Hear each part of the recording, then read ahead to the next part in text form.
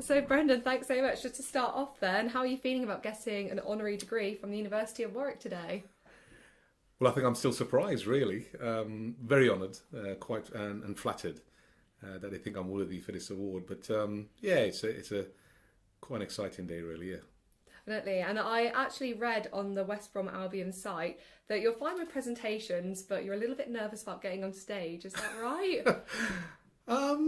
Well, it's new. I mean, I remember seeing my kids graduate many years ago now, and I was very nervous watching them getting their degrees. I don't know what I'm going to be like, really. It's new ground for me. So we'll wait and see.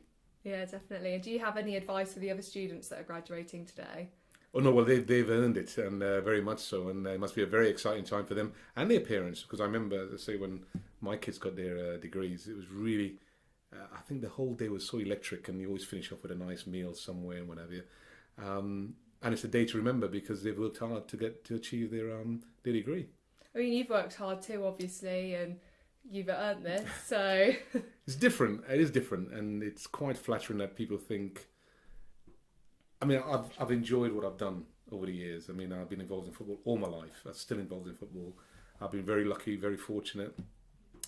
So for people to recognise that it isn't just about what you did as a player, it's the stuff that you've done post your playing career. I'd say it is very flattering. No, certainly. And Warwick are really trying to embrace sport. We're opening up a new multi-million-pound sports hub in the spring. What has sport brought to you, and what can it bring to other people? Well, I think sport, a bit like the arts, is universal. And I know Warwick in particular. I know Dr. Sue Bridgewater, and I've been here on this campus with England coaching squads. I saw Gareth Southgate doing his pro license here. So this place is it holds some fond memories for me. But sport is a great communicator. No matter where you go, if you drop a football anywhere in this world, nobody picks it up and hands it back to you. They kick it, and that's what football and sport does. Because if you can share whatever your sporting memories are, and that people just engage with you, and it's a great level of sport. I think everybody's got a chance. I think one of the successes of the London Marathon is because if you're not good at anything, you can always put one foot in front of the other. And that's why a lot of people go in for the London Marathon. And to run 26 miles is fantastic. So sport has been my life, and I'm very grateful to have been involved in it. And on that as well, you know, here at Warwick we've got lots of sports societies and other opportunities as well for students to take part in. How would you encourage them to get involved in sport? Well, sometimes we can't always be at the elite end, but you can get involved in a multitude of ways, whether you want to participate, whether or not you want to be one of the volunteers, because volunteering is very important for any sport discipline that you want to be involved in. Without volunteers and parents being involved and taking their kids to and fro. So I think as long as you've got a passion for sport and you want to be involved, there's a multitude of ways you can get involved. And it's very rewarding. I mean, I've known people who've been involved in sport literally all their life as participants, as administrators, as volunteers. And it's amazing the joy you get from being involved and being involved with young people as well. You've been through it. We're now at the mature end, but you see youngsters getting involved, and it's great. And just be part of it, because it's a great social environment as well. And at the moment you're a trustee for the PFA. What would you say you've achieved from that, and what could other people go on to achieve? Well, being a trustee, we're a big charity. We're one of the oldest sporting association. The PFA was formed in 1907.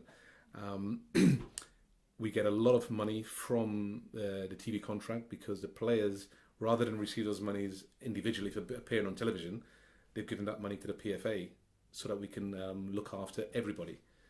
And one of the things that's really rewarding is being able to support those players and or their dependents who need support, whether it be financial, whether it be to do with medical support, but also on the education side. We've got lots of players. I mean, 75% of players who start as scholars at 16 are out again by the time they're 21.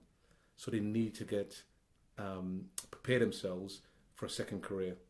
The education grants we make as a PFA are huge, but we get some great stories from lads who've done physiotherapy courses. Most of them have got jobs because they go back into the clubs.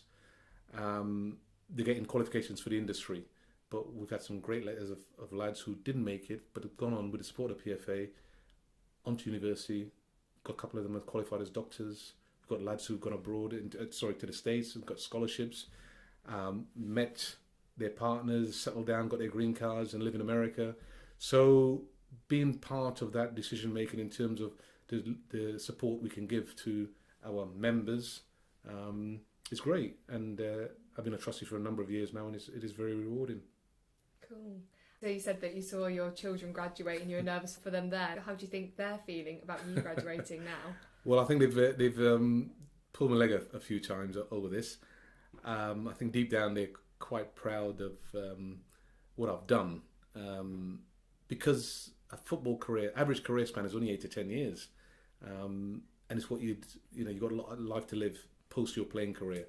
And I've been very, very fortunate. I've met some terrific people along the way who've helped me in my decision making, and so I have been fortunate. But that's what football has done for me, and I think deep down they're quite proud that I've reached a stage in my life where somebody thinks I'm worthy to receive an honorary degree. Oh, you're definitely worth it.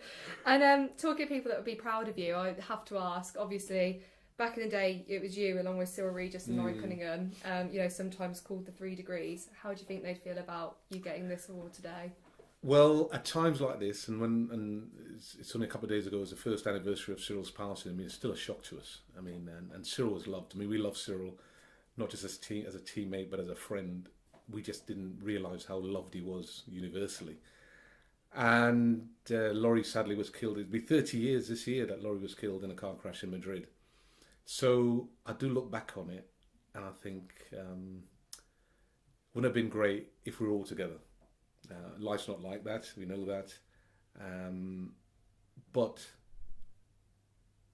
I'm a better person for having met them, and although I played with them as teammates, we were good friends off the pitch as well.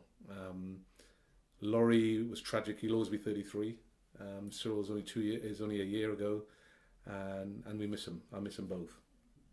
And do you think they'd be proud of you today? They're part of my journey. So yes, I share this with them because they're part of my journey. Yeah. Thank you very much.